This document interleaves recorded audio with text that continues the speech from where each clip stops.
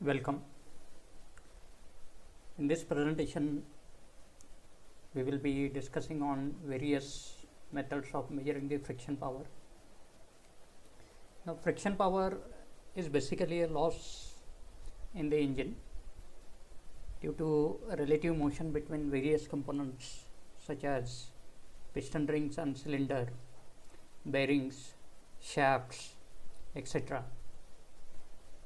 Now, this friction loss should be minimum so that the net work output increases, and the method by which you can reduce the friction power or frictional loss is using lubrication. Now, when we talk about the friction power in engines, basically it can be calculated just by taking the difference between indicated power and brake power. The indicated power is the power which is available in the cylinder after the combustion occurs, and the brake power is the power which is available at the output shaft. So, now if you want to calculate friction power, you need to take the difference between these two values, indicated power minus the brake power.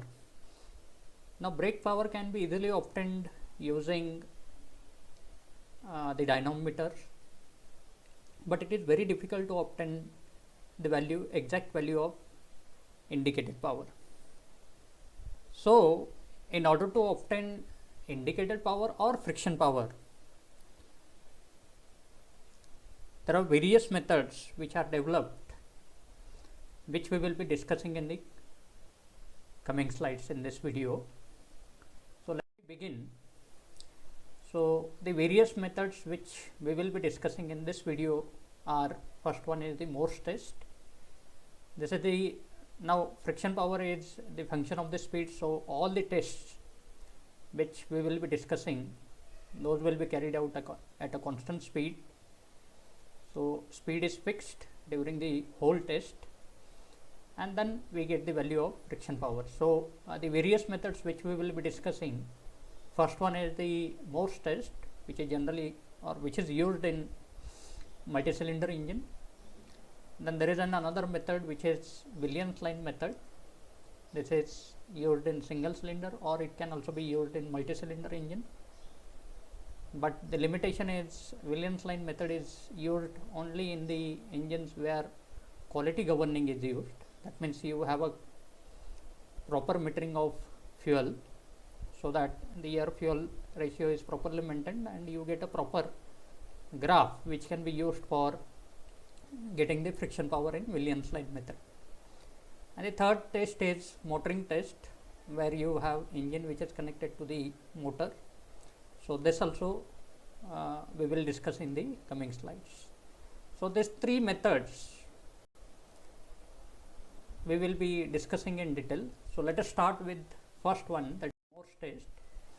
So, let me firstly explain you the setup diagram. So, as I told you, Morse test is used in multi-cylinder engine. So, you can have any number of cylinders. So, there is a multi-cylinder engine which is connected to a dynamometer. So, you have fuel supply, air supply, right, coolant, which is used for maintaining the temperature of cylinder walls, power output, which is measured by using a dynamometer. Here I have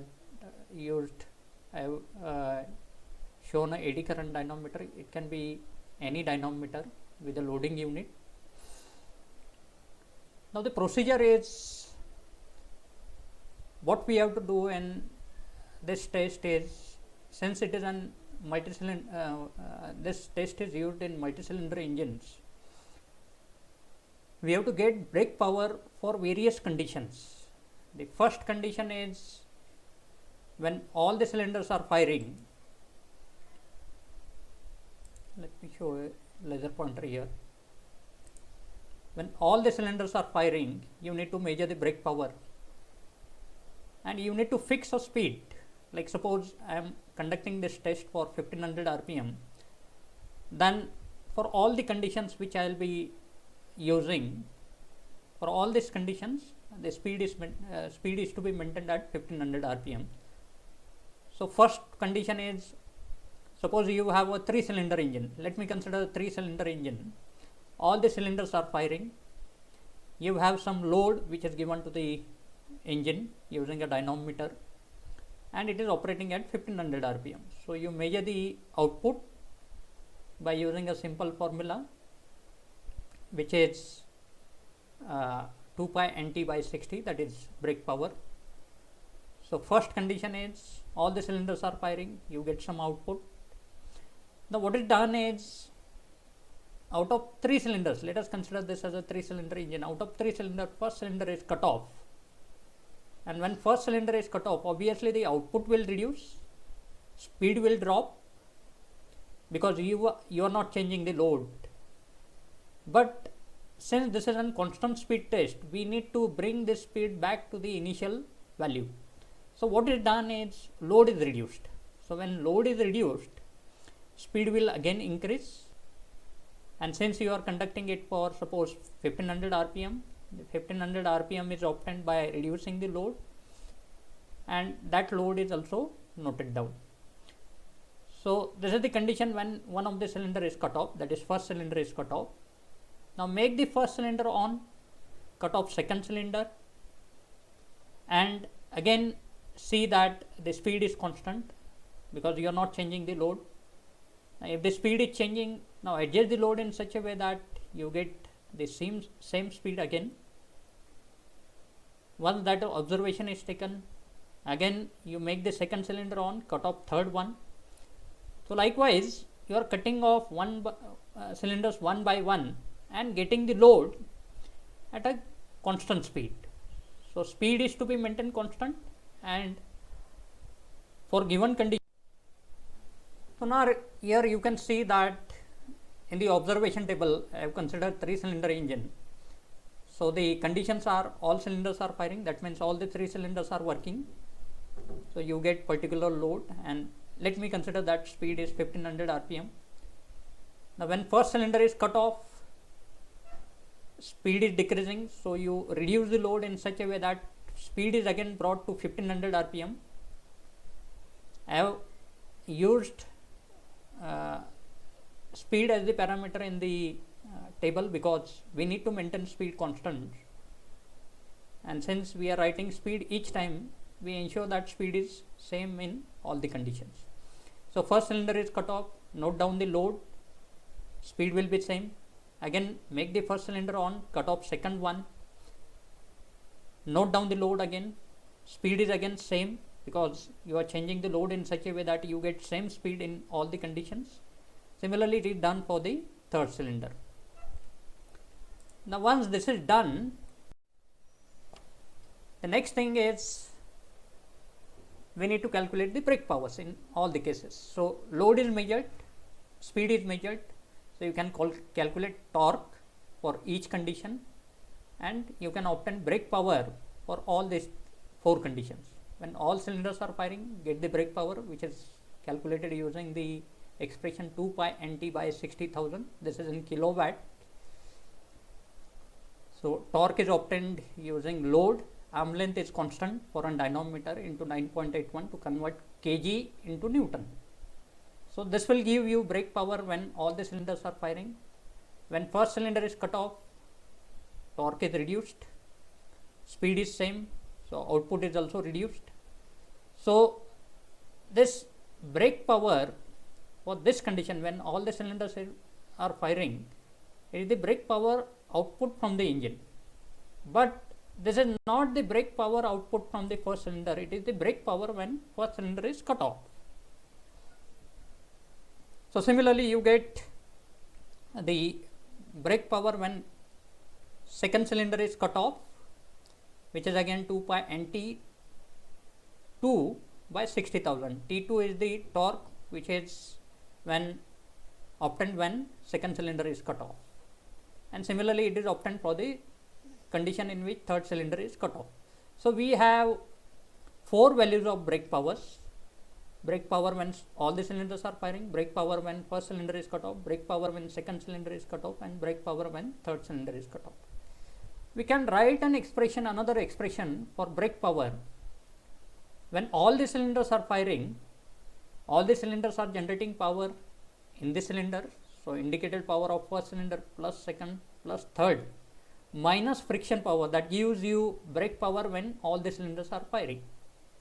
But when you cut off first cylinder, IP1 becomes 0.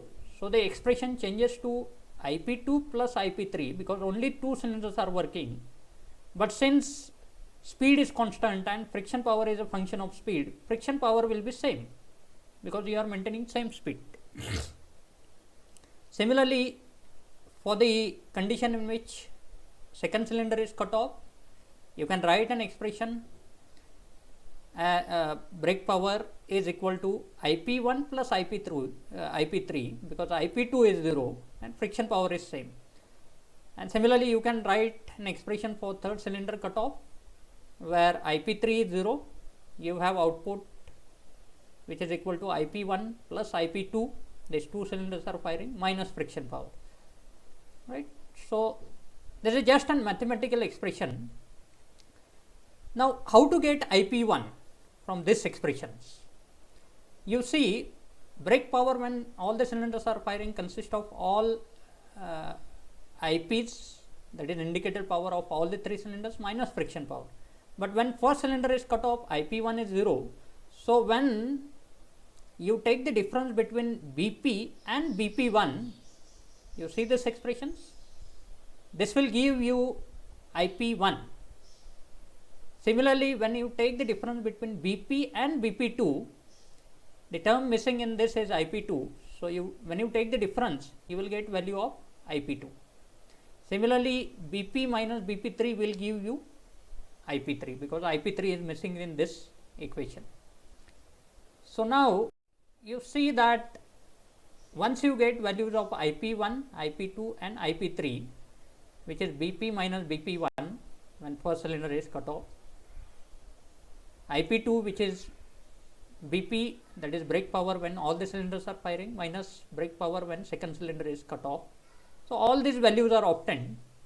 So once you have indicated power of first, second and third cylinder, you just add them. This will give you total indicated power.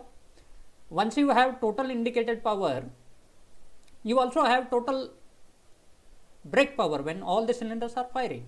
So just take the difference and that will give you value of friction power. So this method in which you are cutting off cylinders one by one is used for calculating friction power, and this test is called as a Morse test. Now cutting off cylinder means what? There are two ways.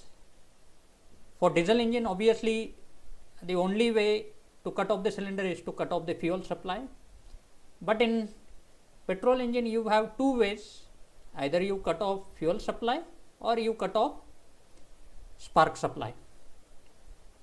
Now the better way is to cut off the fuel supply, because in MPFI engine you have an individual injector for each cylinder which is injecting fuel in the induction manifold near the inlet valve. So better way is to cut off the fuel supply.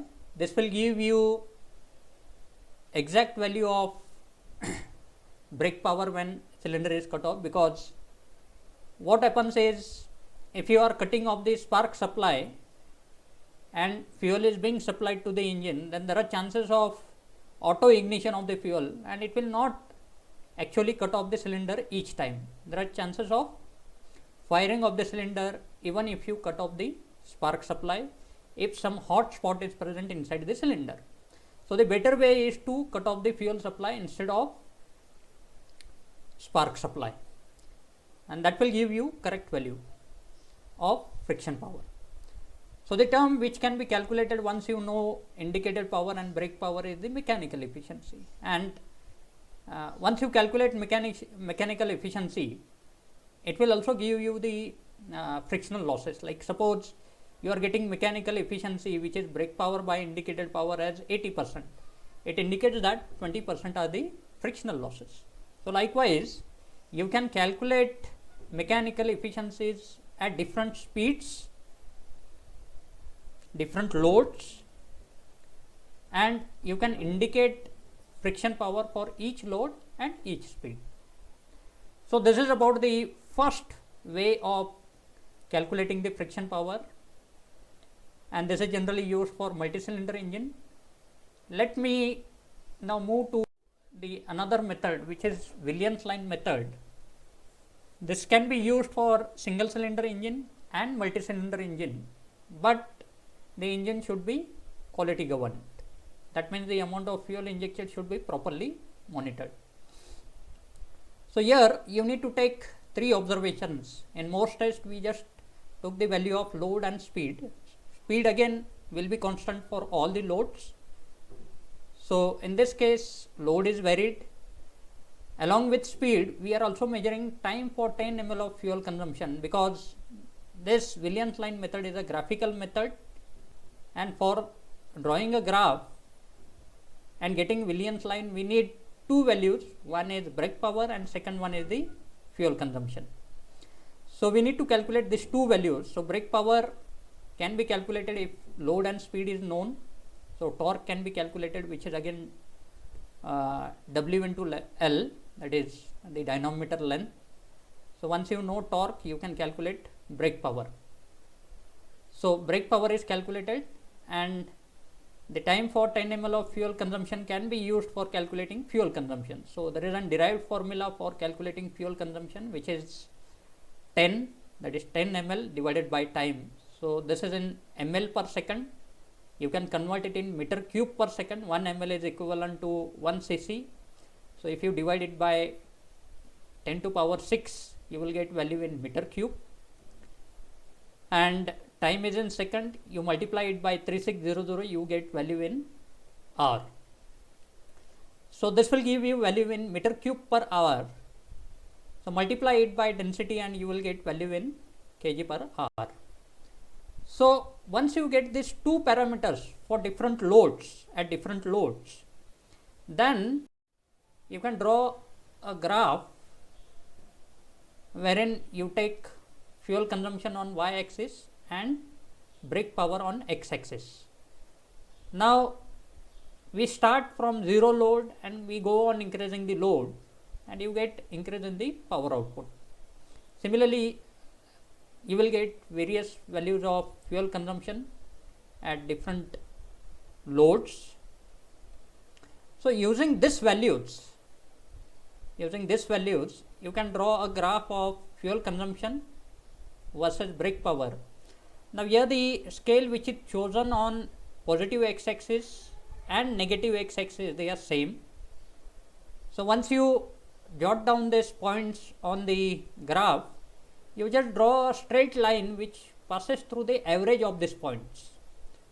So firstly it will cut the y axis. So here the load is 0, but since you have some power which is required to overcome the friction, so this is the fuel which is consumed to overcome the friction in idling condition when output is 0 and engine is running.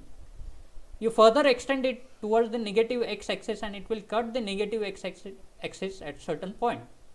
Using same scale, whatever value you get on negative x axis, where this line cuts the negative x axis, is the friction power. So again this graph can be drawn at different speeds. So if you go on increasing the speed, you will get maybe parallel lines to this, and you will get different values of friction power for different speeds. So this Williams line method is generally used, as I told you, for a quality governed engine, where you can actually monitor or regulate the amount of fuel which is injected. In quantity governed engine, you will not get a straight line. Instead you will get some curve in this area which will not give you correct value of friction power.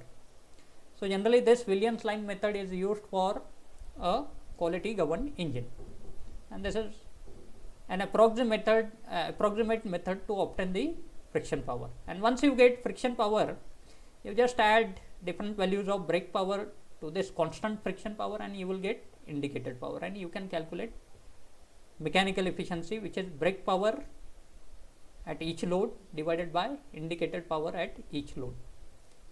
So this is another method of obtaining friction power and indicated power using a graph and this method is called as a Williams line method, which can be used for single cylinder engine as well as multi-cylinder engine. Morse test can be used only for multi-cylinder engine because the procedure includes cutting off cylinders one by one, while this method can be used for single cylinder engine also. So the last method is the motoring test, in which we have a single cylinder or multi-cylinder engine which is connected to dynamometer, which can also be used as a motor. So fuel and air is supplied to the engine, combustion occurs, engine is generating power, giving it to the dynamometer, and we are measuring the power output from the dynamometer. Now this is also a constant speed test. So speed is maintained constant. Let us assume that it is 1500 rpm. And now what is done is, once steady state is achieved and load is measured, power is calculated, now we convert this dynamometer or use this dynamometer as a motor. So we are now cutting off the fuel supply. Motor is now operating the engine, so power is given to the motor. Now what this motor does is, it will overcome the losses which are occurring between the shaft, that is output shaft or the crankshaft, and the engine cylinder. So whatever relative motion occurs between the piston, cylinder, or whatever relative motion occurs between the bearings and all those things, they are taken care of by motor. So motor is now consuming more power than what was obtained as a output. One thing we need to take care is, when engine is firing, that means when engine is operating and giving power to the dynamometer, the temperatures are high because there is a combustion inside the cylinder. But when you are now using motor for operating an engine or reciprocating piston in the engine, there the temperatures are lower, so we can cut off the coolant supply so that the temperatures are fairly higher, and we get the value of the friction power which we will be getting near to the exact value. So motor is now consuming power operating the engine. Speed is again maintained at 1500 rpm because that power is consumed by the motor to operate the engine at 1500 rpm, and this power which you are supplying to the motor is slightly greater than what is obtained at the dynamometer when engine is operating the dynamometer or engine is giving the output. So the difference between these powers, that is power when motor is running the engine and power when power output from the engine to the dynamometer, that is brake power, this difference will give you friction power, because here when motor is operating the engine, it has to take care of the compression and other strokes which are occurring in the engine, as well as the friction which is occurring between the components which have relative motion. So this power will be obviously higher than what is obtained as the output when engine is running, and that difference will give you the friction power. Generally the dynamometer which is used in motoring test is the swinging field dynamometer, which can be easily converted from dynamometer, which is used for obtaining the or loading the engine, obtaining the output, to the motor. So conversion is easy in case of swinging field dynamometer. So these are some of the tests which are used for obtaining the friction power. Some are used for single cylinder engine and multi-cylinder engine, and the Morse test is used for multi-cylinder engine. Thank you.